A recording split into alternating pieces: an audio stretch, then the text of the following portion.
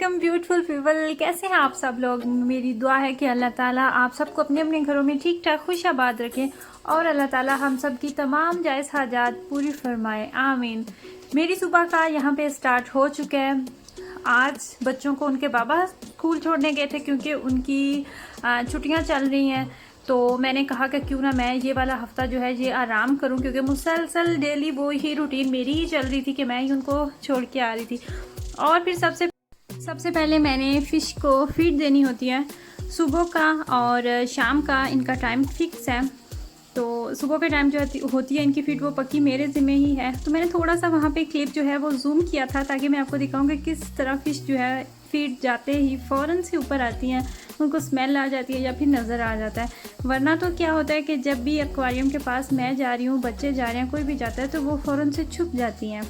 और उसके बाद मैंने क्या किया कि अभी आपको नज़र आ रहा है स्टैंड जो है इसको मैंने उठा के बालकनी में रख दिया, क्योंकि रात को मैंने स्टैंड जो थे कपड़े जो थे वो मैंने रख दिए थे हाल में, क्योंकि सर्दी भी थी और प्लस बारिश भी हो रही थी। तो क्या होता है कि फ्रेश हवा 1-2 घंटे 3 घंटे लगने के बाद तो मैं जो स्टैंड है उसको रात के टाइम अंदर रख देती हूँ।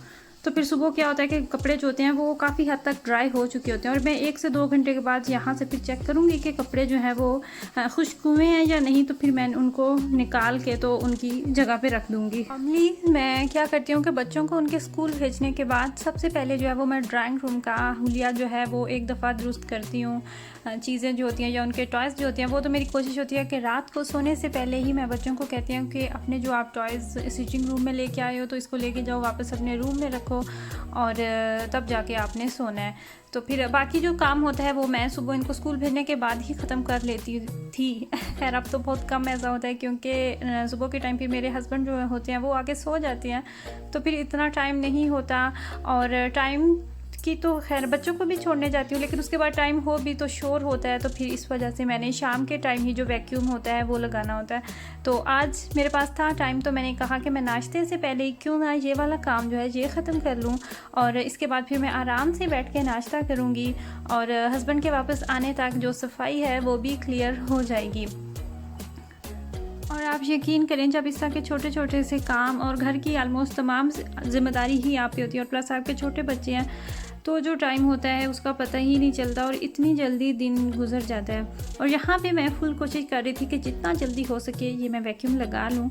और ये बात मैं इसलिए भी शेयर कर रही हूँ क्योंकि जब तक मेरी नई शादी हुई थी और मैं जब पाकिस्तान से बाहर आई थी तो स्टार्ट में मेरा दिन बहुत बोरिंग गुजरता था। ऐसे लगता था जैसे टाइम जो है वो गुजरने का नाम ही नहीं लेता, सारा दिन टाइम देखते रहना। सुबह का टाइम 12 जब बज जाने तो कहना कि चलो ठीक है आधा दिन तो गुजर गया।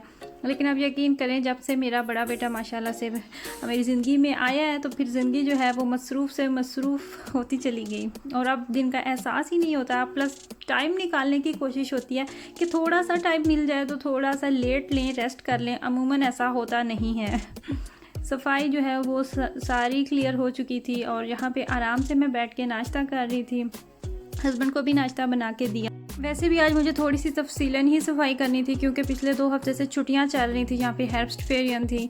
तो जब बच्चे घर होते हैं तो भी ये होता है कि बस एक दफ़ा से सफाई कर दें, तफसीलन सफाई का तो नाम ही नहीं पैदा होता।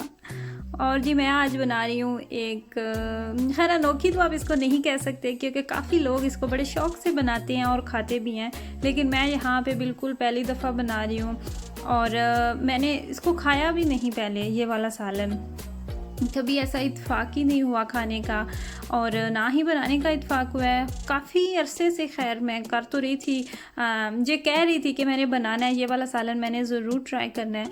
तो आज जाके जी सालन का इत्तेफाक हुआ और मैं बताऊं कि मैं आज बना रही हूँ बंद गोभी।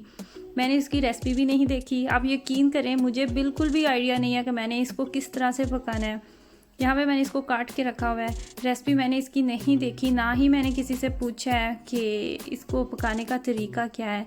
लेकिन ये सालन पकाने के बाद मुझे आइडिया हुआ था कि इसका जो कटिंग है वो मैंने ज़्यादा बारीक करनी थी थोड़ी सी और मैंने इसको बारीक काटना था और गोभी जो है उसको मैंने मज़ीद गलाना था। लेकिन फिर भी अच्छा बन गया था सालन, मुझे पसंद आया था जिस तरह मैं पहली बार मैंने बनाया है। तो हस्बैंड को तो पता ही नहीं था कि बन क्या रहा है और खाना जब बना रहे होते हैं, कितना भी किचन का दरवाज़ा बंद रखें, खुशबू जो होती है वो बाहर ज़रूर निकल जाती है। और गोभी बन रही थी तो गोभी की ही खुशबू पूरे घर में फैली हुई थी और उन्हें ये था कि गोभी दूसरी फूल गोभी मैं बना रही हूँ। जब मैंने सामने जाके रखा तो वो कहते हैं कि ये क्या है, मेरे साथ तो धोखा हुआ है, मुझे तो ये लग रहा था कि गोभी बन रही है। तो मैंने कहा है तो ये भी गोभी ही है ना। खैर अच्छा बन गया था, सालन मज़े का लगा था। अब नेक्स्ट टाइम मैं गोश्त के साथ ट्राई करूँगी, क्योंकि मैंने सुना है कि गोश्त में इसका बड़ा अच्छा और मज़ेदार सा जायका होता है। यहाँ पे जी मैं आपको दिखा रही हूँ अपनी शॉपिंग।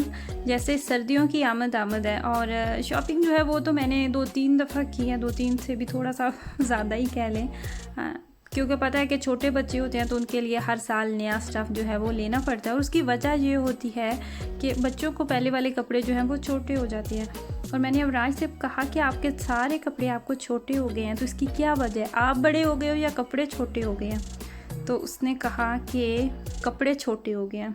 आपको याद होगा कि बचपन में जब अम्मी कहा करती थी कि कपड़े जो हैं वो छोटे हो गए, तंग हो गए, तो हमारे माइंड में ये बात नहीं आती थी कि हम बड़े हो गए हैं। तो ऐसे ही लगता था जैसे बड़े बड़े कपड़े जो हैं वो ही छोटे हो गए हैं।